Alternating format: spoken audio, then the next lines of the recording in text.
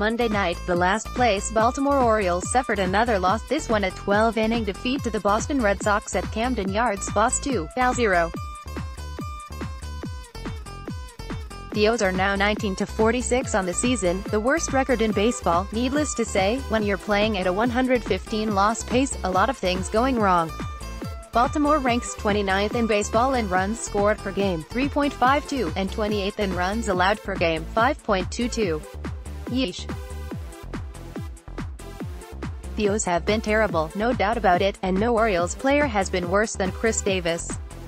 In Monday's game, Davis went 0 for 5 with 3 strikeouts, and he heard boos after each strikeout. That dropped his season batting line to an unfathomable .150, .227, .227, 28 ops in 229 plate appearances. 162 players have enough plate appearances to qualify for the batting title right now.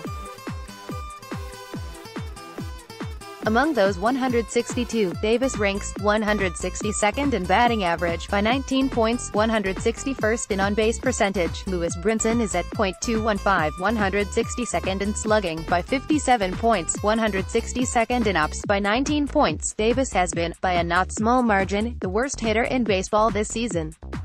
I mean, he's appeared in 57 games and scored 10 runs, 4 on his own homers.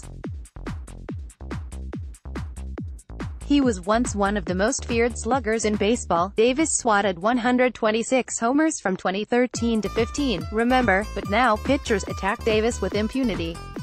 Here is the percentage of pitches Davis has seen in the strike zone throughout his career.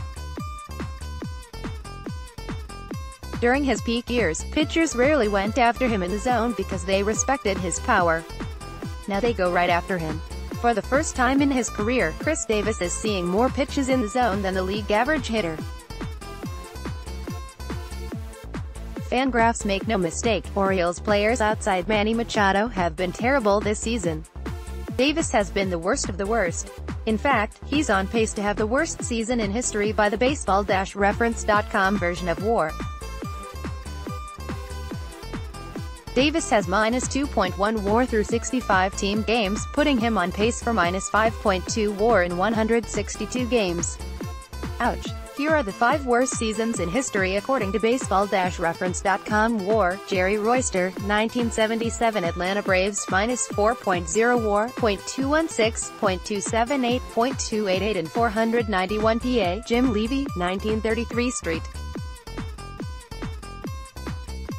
Lewis Browns, -3.9 WAR, .195, .237, .240 and 567 PA. Jim Lilly, 1886 Kansas City Cowboys, -3.9 WAR, .175, .197, .197 and 427 PA. George Wright, 1985 Texas Rangers, -3.7 WAR, .190, .241, .242 and 395 PA. Jose Guillen, 1997 Pittsburgh Pirates, -3.3 WAR, .267, .300, .412 and 526 PA. Davis very well might be a -3.0 WAR player before the end of the month.